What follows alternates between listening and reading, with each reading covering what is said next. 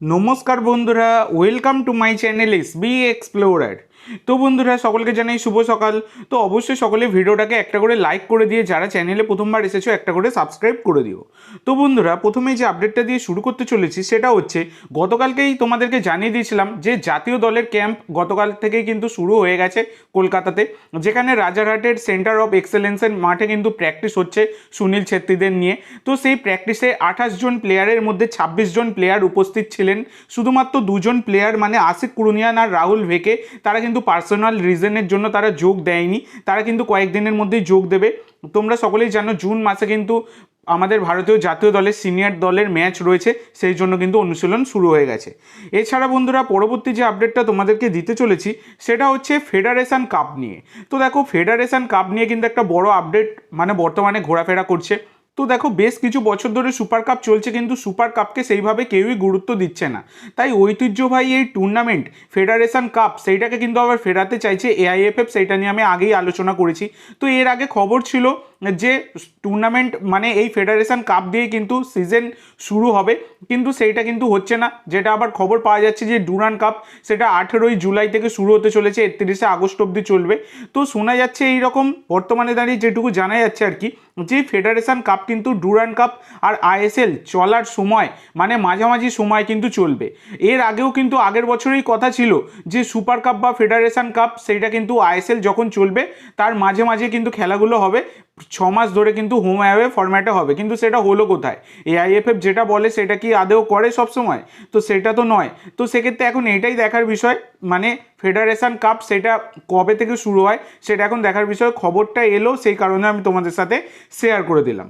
তো পরবর্তী যে আপডেটটা তোমাদেরকে দিতে চলেছি সেটা হচ্ছে আর একটা গুরুত্বপূর্ণ বিষয়, যেটা হচ্ছে আমাদের ভারতীয় অনূর্ধ্ব 23 দলের একটা ম্যাচ রয়েছে, দুখানা ম্যাচ রয়েছে আর কি, ফ্রেন্ডলি ম্যাচ খেলবে, যেটা কিরজিস্তান আর তাজিকিস্তানের বিরুদ্ধে দুখানা ফ্রেন্ডলি খেলবে। তো সেই ফ্রেন্ডলি ম্যাচে 29 জনের প্রবাবেল স্কোয়াড কিন্তু ঘোষণা করে দিয়েছে ভারতীয় জাতীয় দল, যেখানে কিন্তু যে দলকে লিড করবেন নওসাদ মুসা, তিনি কিন্তু হেড কোচের দায়িত্ব পালন করবেন অনূর্ধ্ব 23 দলের। তো সেই অনূর্ধ্ব 23 দলে মোহনবাগানের দুজন গুরুত্বপূর্ণ প্লেয়ার কিন্তু সুযোগ পেয়েছে, যেখানে মোহনবাগানের বাঙালি ডিফেন্ডার দীপেন্দু বিশ্বাস এবং মোহনবাগানের গোলকিপার প্রিয়াংশ দুবে, তো এই দুজনে কিন্তু সুযোগ পেয়েছে। এটা কিন্তু একটা বড় খবর তাদের জন্য, সেটা বলাই যায়। তো পরবর্তী আপডেটে যাওয়ার আগে তোমাদের সকলের কাছে আমার একটাই অনুরোধ, যারা যারা চ্যানেলে প্রথমবার এসেছো অবশ্যই সকলে একটা করে সাবস্ক্রাইব করে দিও।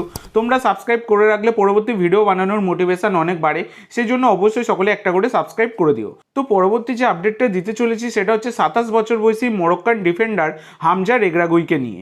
তো এই হামজা রেগ্রাগুইকে তোমরা সকলেই চেনো, 4 কোটি টাকা মার্কেট ভ্যালুর এই প্লেয়ার। তিনি কিন্তু নর্থ ইস্টের সাথে যুক্ত ছিলেন। তো নর্থ ইস্টের সাথে তার কিন্তু এই 2025-এর 31শে মে চুক্তি শেষ হয়ে যাচ্ছে। তো আইএসএলের মঞ্চে খুব একটা গেম টাইম তিনি কিন্তু পাননি, 11টা ম্যাচ খেলেছেন খুবই অল্প সময়ের জন্য, যেখানে তার একটা অ্যাসিস্টও ছিল। তো এই হামজা রেগ্রাগুই শোনা যাচ্ছে তিনি কিন্তু নর্থ ইস্ট ইউনাইটেড এফসি ছাড়তে চলেছেন, এইরকম খবর পাওয়া যাচ্ছে। তিনি কিন্তু নতুন কোনো দলে যাবেন, এই রকমই খবর রয়েছে। তো দেখা যাক পরবর্তীকালে এই বিষয়ে কোনো রকম কনফার্মেশন এলে আমি তোমাদের সাথে শেয়ার করে দেবো। তো পরবর্তী যে আপডেটটা তোমাদেরকে দিতে চলেছি সেটা হচ্ছে নিখিল প্রভুকে নিয়ে। তো নিখিল প্রভুকে নিয়ে এর আগেও তোমাদের সাথে আমি আলোচনা করেছিলাম। নিখিল প্রভু হচ্ছেন একজন 24 বছর বয়সী ভারতীয় ডিফেন্সিভ মিডফিল্ডার, মার্কেট ভ্যালু 1.6 কোটি টাকা। তিনি যুক্ত রয়েছেন বর্তমানে পাঞ্জাব এফসির সাথে, এবং পাঞ্জাবের সাথে তার কিন্তু 2026 অবধি চুক্তি রয়েছে। তো আইএসএল থেকে 4টি club East Bengal, Kerala blaster FC, FC Goa আর মুম্বাই সিটি এফসি, তারা কিন্তু এই নিখিল প্রভুকে দলে নিতে চাইছে। সব থেকে বেশি যারা এগিয়ে রয়েছে রেসে সেটা হচ্ছে ইস্ট বেঙ্গল আর মুম্বাই সিটি এফসি। তারা কিন্তু দুজনে ডেসপারেট এই নিখিল প্রভুকে দলে নেওয়ার জন্য।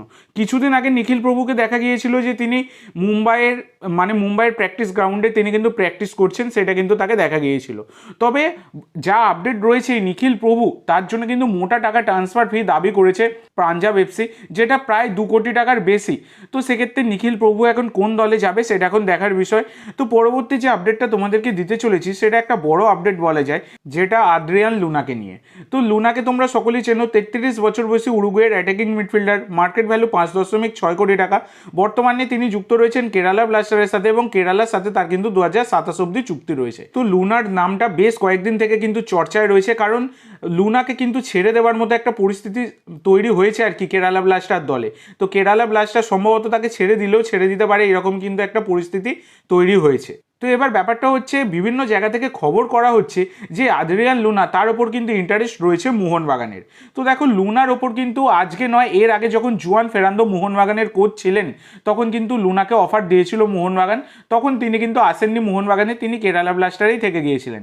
তবে বর্তমানে কিন্তু তার উপর আবার ইন্টারেস্ট শো করছে, এইরকমই কিন্তু বিভিন্ন জায়গা থেকে দাবি করা হচ্ছে। তো দেখা যাক পরবর্তীকালে এই বিষয়ে কোনো জোরদার আপডেট পেলে আমি তোমাদের সাথে শেয়ার করে দেবো। তবে যদি লুনা মোহনবাগানে একান্ত আসে তাহলে কিন্তু আবার জেমি ম্যাকলারেনের সাথে একসাথে তাকে খেলতে দেখা যাবে।